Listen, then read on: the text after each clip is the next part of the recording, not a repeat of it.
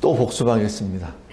성경은 누가 기록하였습니까? 성경은 하나님의 성령의 감동함을 입은 사람이 하나님으로부터 받아 기록한 책입니다. 성경은 왜 기록하였습니까? 그리스도 믿음으로 영생을 얻기 위함이요.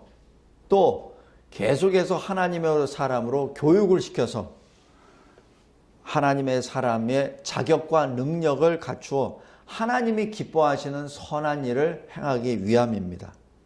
성경은 그냥 머리로 쌓아놓은 지식의 책이 아니라 바로 행동하는 실천의 책입니다. 성경은 어떻게 가르쳐야 됩니까? 성경은 하나님의 말씀이라 가르쳐야 되고, 성경은 성경이 해석하며 성경은 성령의 조명함으로 해석해야 합니다. 자기 임의대로 해석하거나 적용해서는 안 됩니다. 오늘 예레미야 40장은 과연 이 비참한 예루살렘의 멸망 직후에 일어난 사건들입니다. 보통 우리가 어떤 큰 일을 당하거나 특별히 나라가 멸망하거나 아니면 어떤 성이 무너져서 갈갈이 다 찢어졌거나 왕은 아예 눈이 뽑혀서 포로로 끌려가고 어떤 그러한 형국에서 아마 더 이상 살 맛이 없을 겁니다.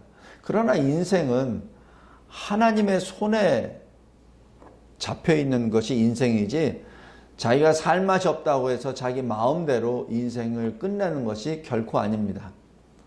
여기 예레미야 40장은 예루살렘 멸망 이후의 사건들이 기록되어 있습니다. 여기 스크린에 있는 요도에서처럼 예루살렘에서 저 바벨론까지 대략 한 2700km, 서울에서 부산까지 한 8배 되는 길입니다.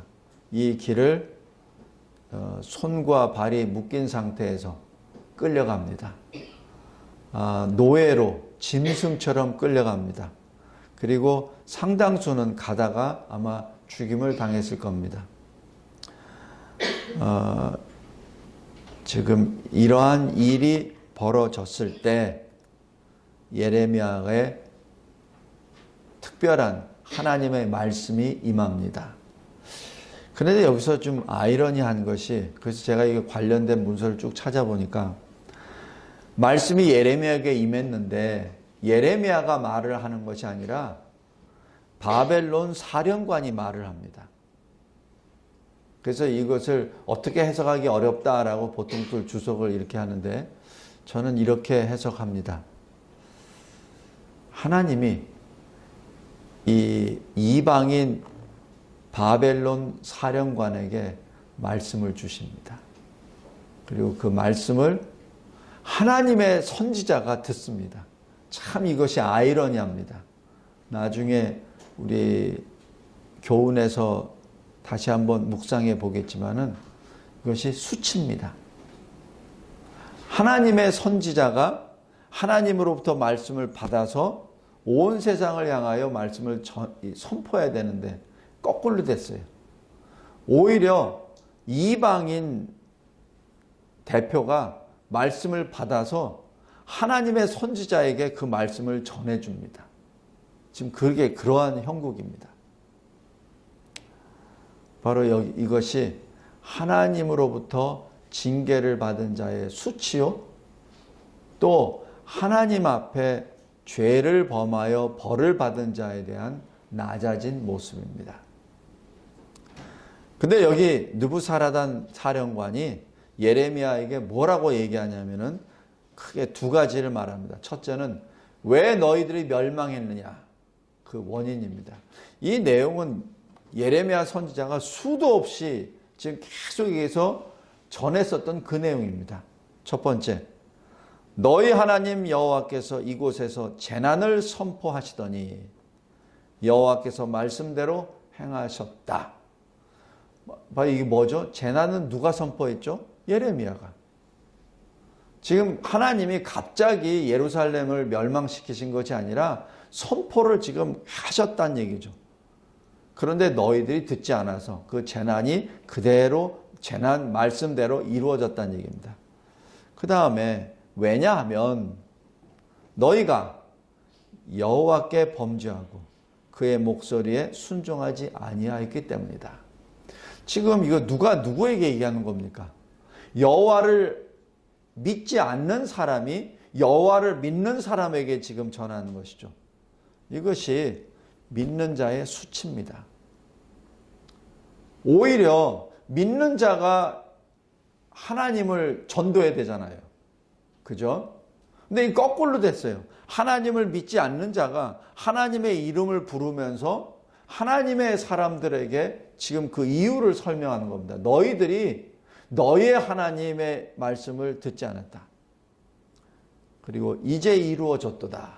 너에게 임한 것이니라. 이 결론은 뭐죠? 지금 이 전쟁은 바벨론과 예루살렘의 전쟁이 아니다. 이 전쟁은 여호와 너희의 하나님이 예루살렘 너희에게 내린 징계니라, 심판이니라 하는 그 말씀입니다. 그 말씀을 지금 이방인 바벨론 사령관이 하나님의 선지자 예레미야에게 지금 전하는 겁니다. 그리고 이 사령관이 두 번째 전하는 말씀은 예레미야 석방입니다. 이 예레미야는 이미 이 바벨론의 이 왕이 석방하라고 지시를 내렸고 명령하였고 지금 이 예레미야가 이 석방이 되는 것이죠. 그런데 석방하면서 내가 원한다면 나랑 같이 가자. 내가 너를 보장해 주랴. 그리고 만약에 그것이 싫으면 너 유다에 남아서 네가 원하는 대로 가서 살아라. 지금 그 얘기입니다. 대신에 특별히 내가 너에게 조언하기로는 바벨론 왕이 세운 유다의 새로운 총독 그다랴에 가서 거기서 살아라 라고 지금 제안을 합니다. 언뜻 보면은 예레미야에게는 사실 하나님의 은혜를 받았죠. 그리고 생명을 얻었고 이제 더 이상 노예가 아니니까. 여기 아까 라마라고 되어 있는데 라마는 이 포로들을 다 소집해 가지고 이제 바벨론을 끌고 가는 그 장소입니다. 수집 장소입니다. 근데 거기서 예레미야를 걸러서 다시 예루살렘으로 보낸 것이죠. 예레미야의 석방으로 해 예레미야는 개인적으로 자유를 얻었으니 아마 좋을 것입니다. 그러나 여러분이 예레미야라고 생각했을 때는 여러분의 심정이 어떻겠습니까? 나라가 멸망했는데, 나라가 망했는데,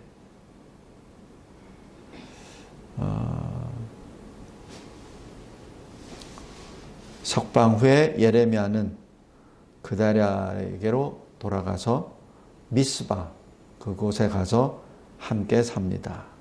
그것이 6절까지의 내용입니다. 그 다음에 12절까지 내용은 이제 이 바벨론의 속국이 된 유다의 형편에 대해서 기록하였습니다. 먼저 유다의 총독, 이 바벨론 왕이 세운 총독 그다랴가 정책을 세웁니다. 친바벨론 정책입니다. 바벨론의 속국임을 인정한다. 그리고 광야에 흩어진 이 패잔병들, 그러니까 이 전쟁하다가 왕하고 같이 막 도망갔잖아요. 도망가다 왕은 잡히고 끌려와서 거기서 모욕을 당하고 눈이 뽑히고 지금 바벨론으로 끌려갔고 나머지 이 군 병력들은 지금 광야에서 숨어 있다가 이제 모든 것이 전쟁이 끝나고 패전했다는 것을 하고 나라가 망했다는 것을 들고 이제 모이기 시작합니다. 모이는데 누구에게 모이냐면 이 그다랴가 총독이 됐다는 것을 보고 그대로 그에게 옵니다. 그래서 그다랴의 정책 두 번째는 그들을 포용하는 겁니다. 더 이상 너희들에 대해서 바벨론과 싸우고 뭐 이런 거 이제 전부 다 이 제로로 하고 이제 우리 같이 살자 이렇게 포용합니다. 또 뿐만 아니라 여기 보면은 유다가 있고 오른쪽에 이 사해 위쪽에 암몬, 모압, 에돔 족속이 이렇게 있습니다. 그래서 지금 바벨론이 이 유다를 다 점령을 해서 속국으로 만들었죠. 대신에 암몬, 모압, 에돔에는 아직 바벨론이 아직 공격을 안 한 상태입니다. 그러니까 이 공격이 일어날 즈음에 여기 유다에 있는 사람들이 암몬, 모압, 에돔으로 다 도망간 거죠. 그러니까 피난 간 사람들입니다. 자, 그런 사람들이 이제 유다가 멸망했고 유다의 이 바벨론 왕이 세운 총독이 이제 안정화시키고 있다라는 것을 이제 듣고 이제 그다랴 밑으로 들어간 것이죠.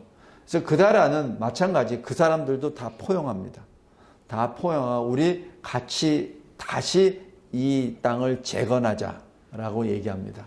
재건할 때 분명히 바벨론의 지배하에 들어갔기 때문에 아마 군사적인 것은 재건을 못하지만 경제적인 것은 아마 재건시킬 수 있을 겁니다. 그래서 경제 재건에 초점을 두고 지금 시작한 것이죠. 그런데 여기서 분열이 일어납니다. 참 아이러니합니다. 나라가 망했어요. 나라가 망했는데 그러면 거기서 일시 단결해야 되는데 그 망한 나라가 또 분열하기 시작합니다. 친바벨론, 바로 여기 이 그다랴를 지지하고 그다랴의 정책에 같이 합류해서 같이 새롭게 시작하려는 요하난이 있습니다. 그리고 광야에 흩어졌던 군 지휘관들이 마찬가지로 합세를 합니다. 왜냐하면 이제 다 끝났으니까 더 이상 이 정쟁이나 어떤 그 외세에 의해서 나눠지지 말자는 얘기죠. 바벨론의 지배를 받았으니까 이제 친바벨론으로 속국으로 살자는 얘기입니다. 대신에 이스마엘이라는 사람이 있었습니다. 이스마엘은 왕족입니다. 그러니까 아마 속으로는 이런 생각도 있을 거예요.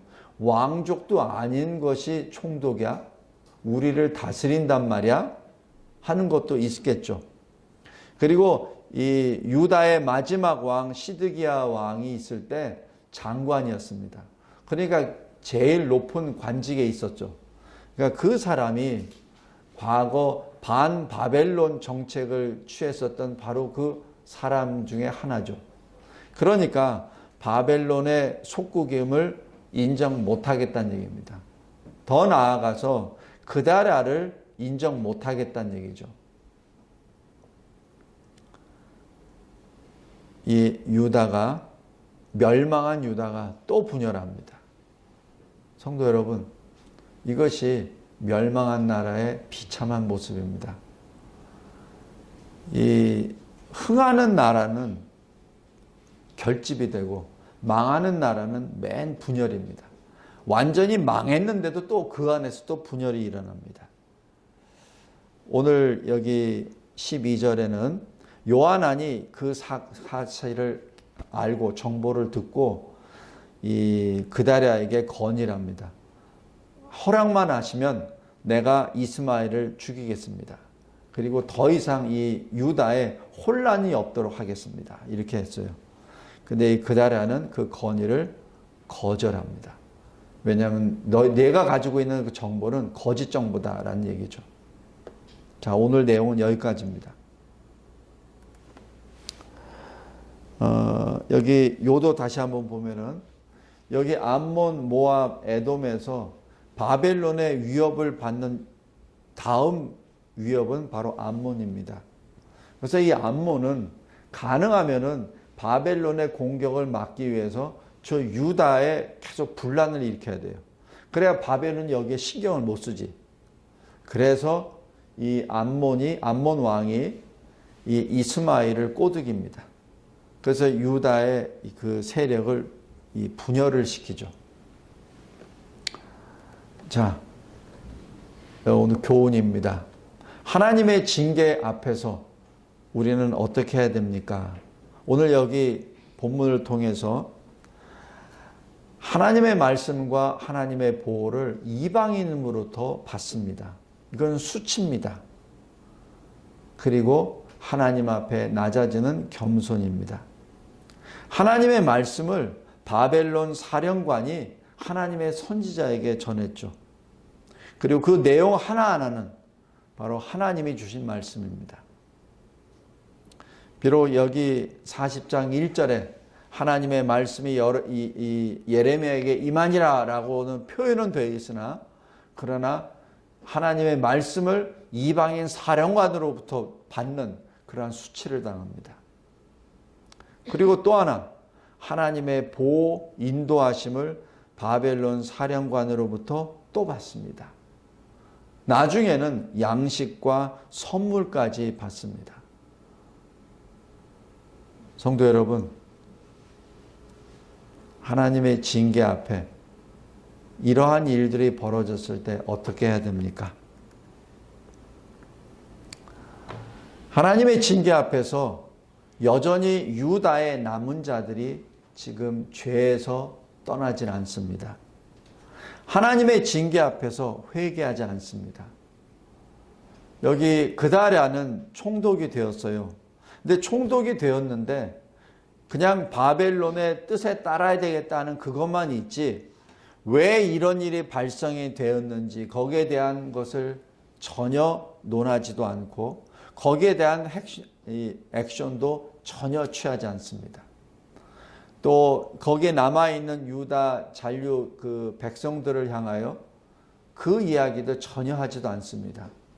또 패전병들 왔을 때, 또 암몬, 모압, 에돔에 흩어져 있던 유다 민족들이 다시 왔을 때에도 전혀 그 내용은 없습니다. 영적인 내용은 전혀 없어요.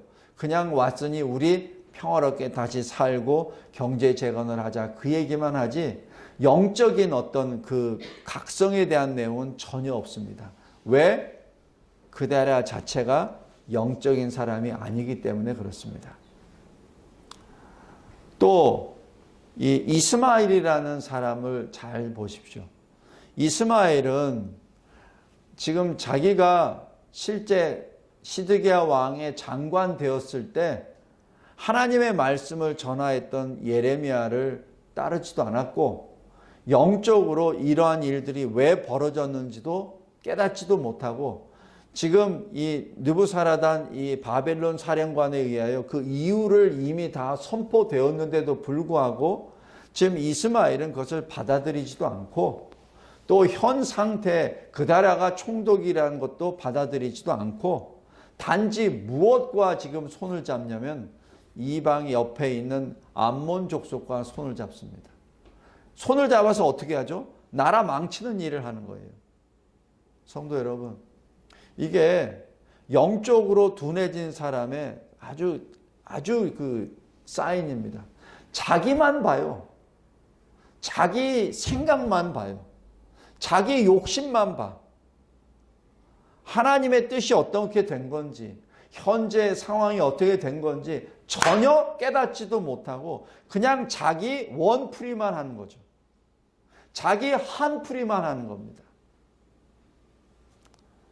성도 여러분, 우리가 하나님의 징계 앞에서 우리가 반드시 해야 될 것은 왜 징계를 받았는지, 왜 환난을 받았는지, 그 환난 가운데 하나님이 주신 뜻이 무엇인지 그것을 깨달아 알아야 돼요. 그래야 근원적인 해결안이 나오지, 근원적인 해결 없이 그냥 자기 감정으로 막 나가버립니다. 그 결과 어떻게 되죠? 하나님의 뜻이 아니라 자기 뜻을 고집합니다. 하나님의 뜻을 알고 하나님의 뜻에 순종을 해야 되는데 자기 고집을 세워요. 그러니까 어떻게 되죠? 분열이 나죠. 하나님의 뜻을 알아야 하나가 단결이 되는데 하나님의 뜻을 모르고 자기 뜻대로 고집하니까 분열이 일어나죠. 그 결과 어떻게 됩니까? 다음 주에는 41장에서는 자멸의 모습이 나타납니다. 참 비참합니다. 친바벨론 그다랴 총독은 하나님이 아니라 바벨론을 섬겨버립니다. 물론 외형적으로는 바벨론을 섬겨야 됩니다. 그러나 그 중심에는 하나님을 섬겨야 되죠. 왜냐하면 하나님이 바벨론을 섬기도록 지금 그렇게 징계를 하셨으니까, 그래서 바벨론을 섬겨야 되는데 그냥 힘에 의해서 어쩔 수 없이 바벨론을 섬기는 것이죠. 거기에는 하나님이 빠져버린 겁니다. 이스마엘은 어떻습니까? 암몬의 음모, 암몬은 자기 나라를 위해서 이런 음모를 만든 거예요. 자기 나라를 위해서. 근데 여기에 지금 음모에 빨려 들어가서 오히려 지금 남은 족속까지도 위험에 빠뜨려 버려서 남은 유다 지역마저 마치 혼란 속에 빠져서 나중에는 애굽으로 도망갑니다. 총독도 죽여버리고.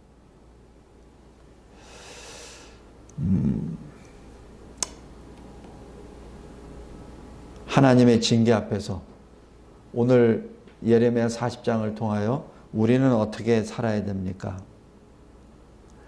두 가지로 나타납니다. 하나님의 징계 앞에서 여전히 하나님을 대적하고 원망하고 불평하는 악인이 있고, 그리고 하나님의 징계 앞에서 회개하는 하나님의 사람으로 구별이 됩니다. 먼저 악인을 보겠습니다. 요한계시록 22장 11절의 말씀 그대로입니다. 불의를 행하는 자는 그대로 불의를, 더러운 자는 그대로 더럽고. 지금 그 상태로 그대로 갑니다. 왜? 회개하지 않은 상태에서 그대로 가죠. 회개란 뭐죠? 나의 죄를 미워하고 나의 죄를 싫어하고 하나님께로 돌아가는데, 그냥 이 몸만 돌리는 것이 아니라 하나님이 주시는 말씀을 순종하며 나아가는 것이죠. 그게 회개입니다. 회개는 립 서비스가 아닙니다. 회개는 내가 말로 고백하고 하나님이 주신 말씀을 다시 새로운 결단으로 그 말씀에 순종해 나아가는 것이 회개죠. 지금 여기 그다랴도 그렇고 이스마엘도 그렇고 여기에는 유다에는 남은 백성 어느 누구도 하나님의 말씀에 지금 순종하는 자가 없어요. 지금 여기 예레미야는 지금 여기서 한 스텝 지금 물러가 있습니다.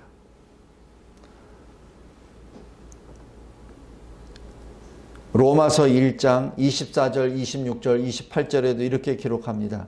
마음의 정욕대로 더러움에 내버려 두사 부끄러운 욕심에 내버려 두셨으니 마음에 하나님 두기를 싫어하며 하나님께서 그들을 그 상실한 마음대로 내버려 두사라고 기록합니다.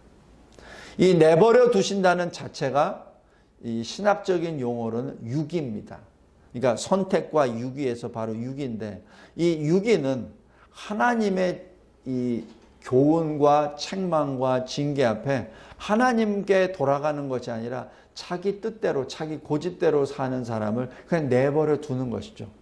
하나님께서 그들을 어떻게 그냥 이 멸망시키기 위하여 고의적으로 하신 것이 결코 아니라 하나님이 그냥 내버려 두신 겁니다. 그것이 심판 아래에 있다고 기록하죠. 요한계시록 6장 15절에서 17절까지도 이제는 마지막 때 하나님의 심판이 이르렀을 때 그때 어떻게 되죠?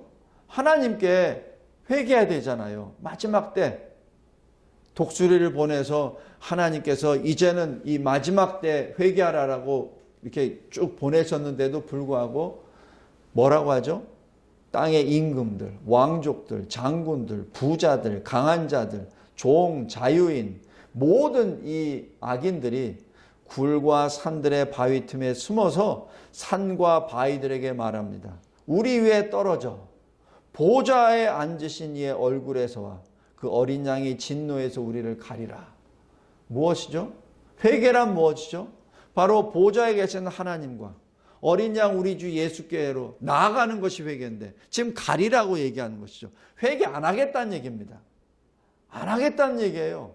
그냥 산과 바다의 이 바위들에게 해서 우리 위를 덮여라, 가려라. 나 도저히 못 보겠다라는 얘기죠. 여기서 누가 능히 서리오라고 얘기하는 것은 그 하나님의 엄위하심에 대하여 내 죄가 심각하니까 내가 어떻게 감히 설겠느냐라는 그 표현이 아니라 절대로 회개 안 하겠다는 자기 결언입니다. 악인입니다. 끝까지 하나님이 주시는 그 사인을 받아들이지 않겠다는 얘기죠. 요한계시록 11장에 보면은 두 증인이 나옵니다. 마지막 때 두 증인. 바로 이 사탄의 권세가 이 세상을 완전히 장악했을 때 두 증인이 나타나서 복음을 전합니다. 처음에는 그 복음을 전한 것을 누구도 막지 못합니다. 그러나 사탄이 완전히 권세를 잡고 난 다음에는 두 증인이 순교를 당합니다. 순교를 당하고 어떻게 되냐면 길거리에 뿌려집니다. 누구도 매장을 안 시킵니다. 그때 10절에 이렇게 기록합니다. 땅에 사는 자들이 그들의 죽음을 즐거워했다. 왜냐하면 더 이상 회개하라는 얘기를 안 들어도 되니까. 더 이상 하나님의 심판이 임한다는 얘기도 안 들어도 되니까.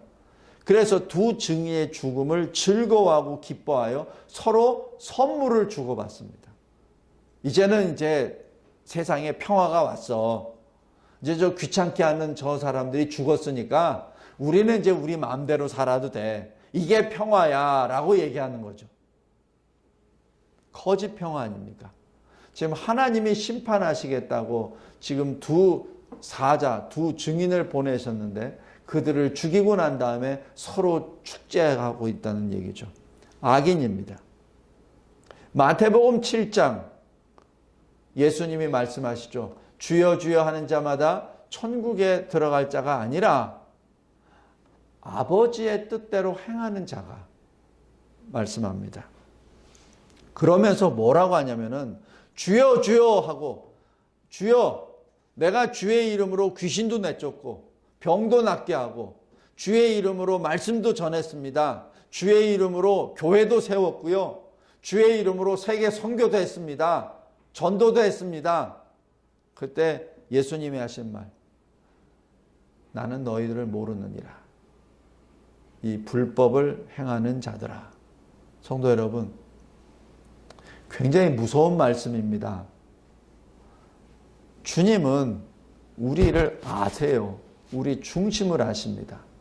그러기에 지금 이 사람이 쇼맨십으로 하는 것인지 이 사람이 그냥 껍데기만 해가지고 그냥 그런 척하는 가짜인지 아니면 속까지 진정으로 주님에게 순종하는 진짜인지 주님은 아시죠. 사람은 속일 수 있을지언정 주님은 속일 수 없습니다. 바로 그 주님을 그들을 이렇게 부릅니다. 이 불법을 행한 자들아. 시편 1편에 이런 사람들을 이렇게 표현합니다. 바람에 나는 겨와 같고 의인들의 모임에 들지 못하고 망하리로다. 바로 악인의 멸망입니다. 의인의 자리에 못 있습니다. 다시 얘기해서 의인이 가는 곳은 어디죠? 천국이죠.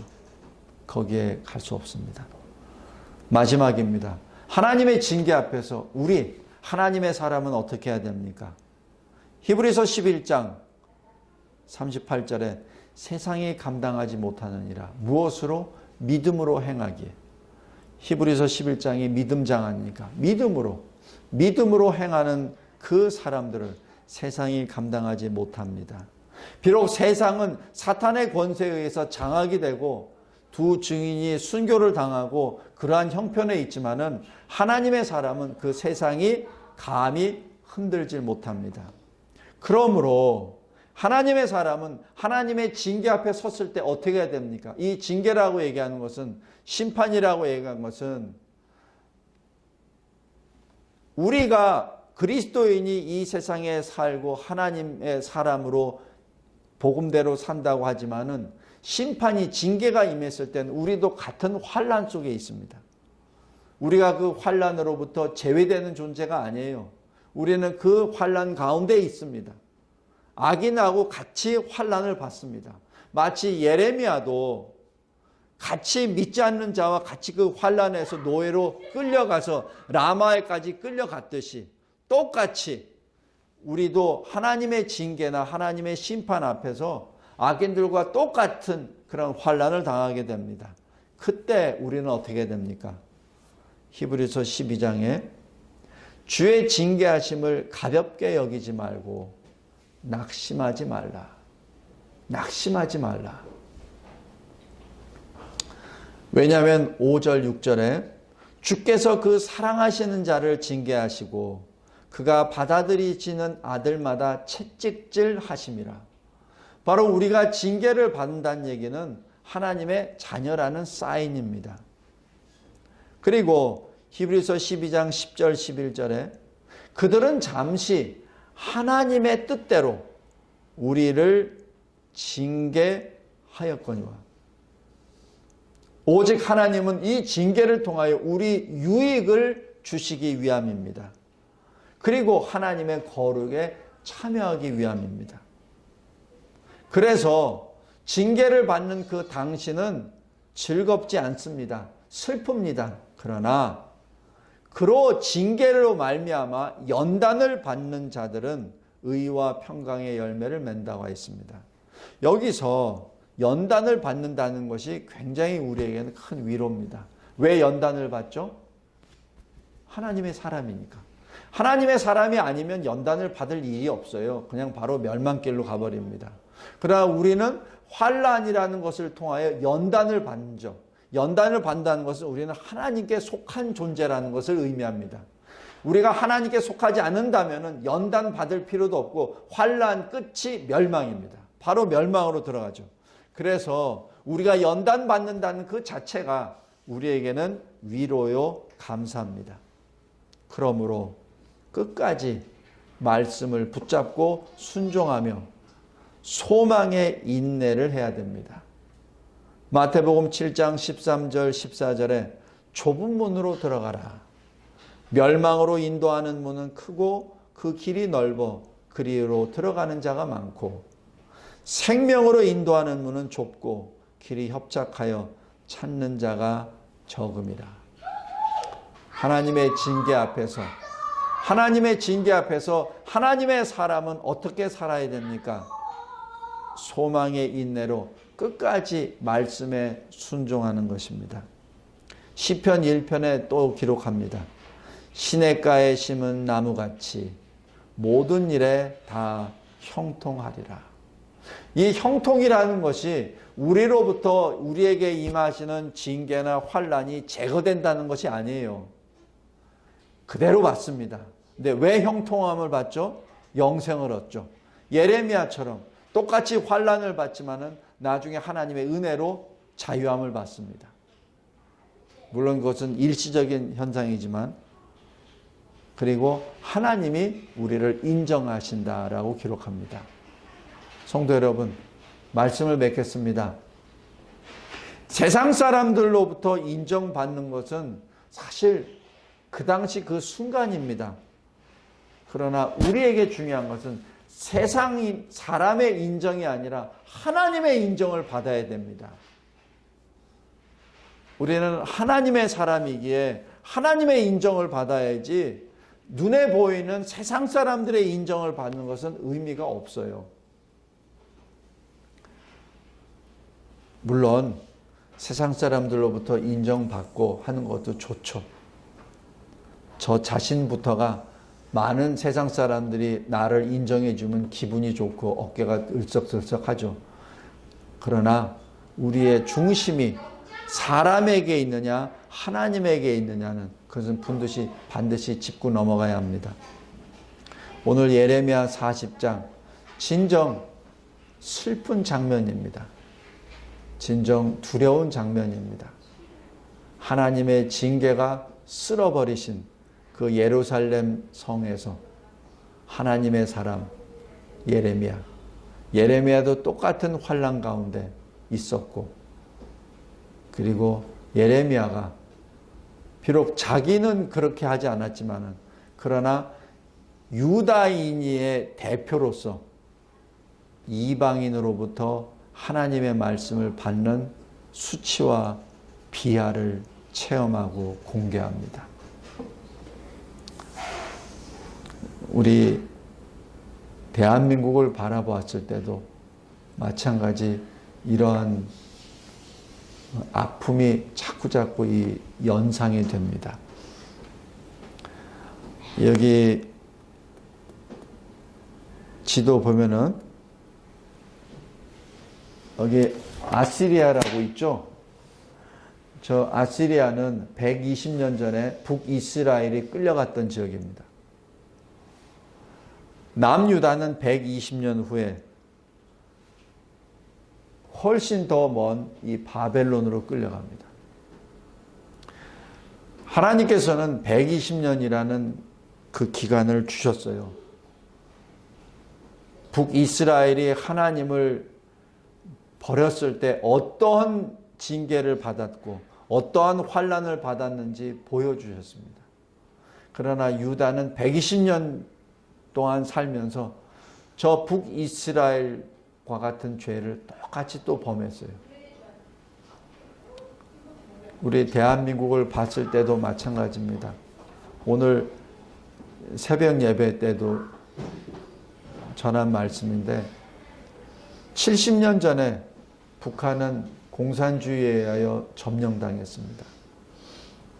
그곳에 있는 교회들이 다 문을 닫았고 성경을 가졌다는 이유 때문에 죽임을 당하고 예배를 드리는 것 때문에 죽임을 당하고 예수라는 그 이름 때문에 지금 짐승처럼 살고 있는 사람들이 그곳에 많이 있습니다.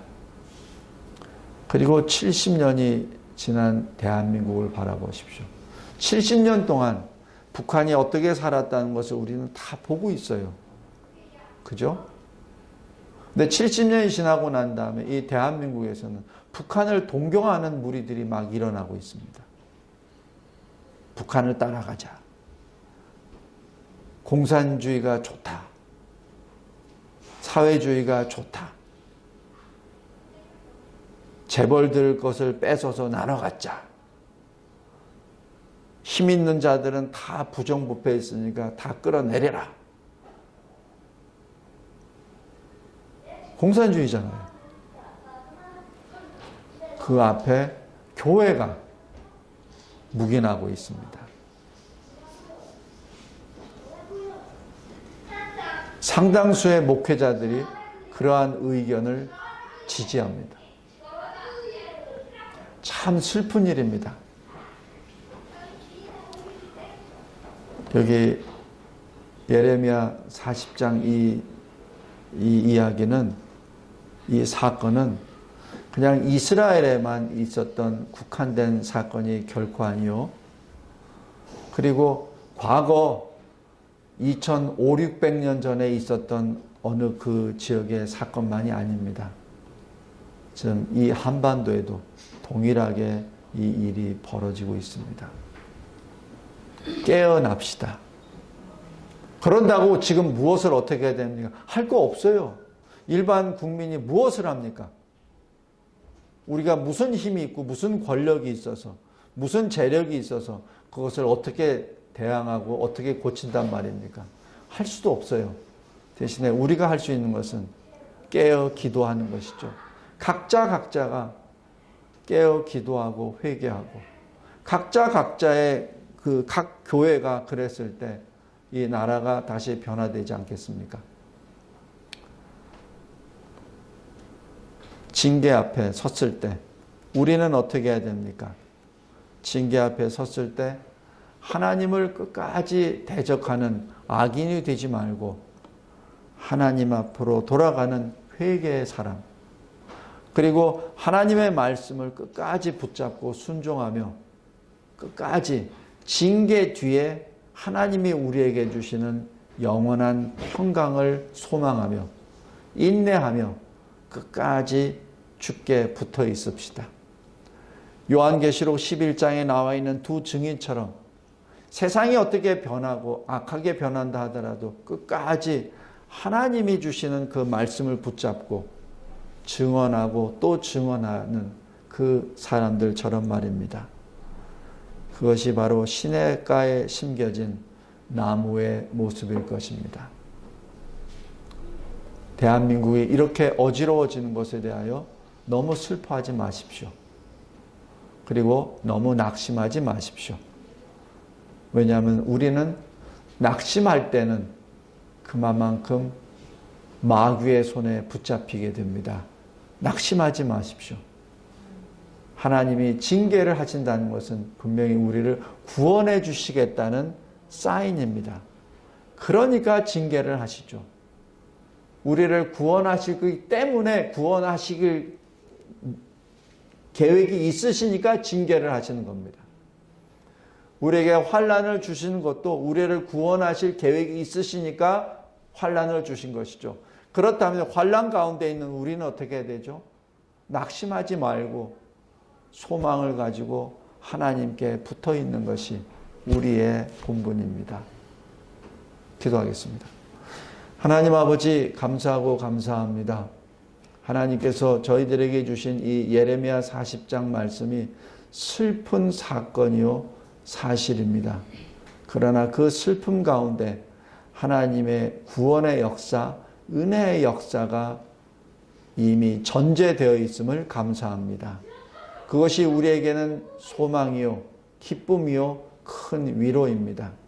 아버지 하나님, 특별히 이 대한민국을 바라보았을 때 늘 하나님 편에서 하나님 뜻이 무엇인지 깨달아 알고 늘 하나님의 기쁘시고 그 선하신 뜻 아래에서 순종하며 나아가는 참된 그리스도인 교회가 되게 하옵소서. 예수 그리스도의 이름으로 기도드리옵나이다. 아멘.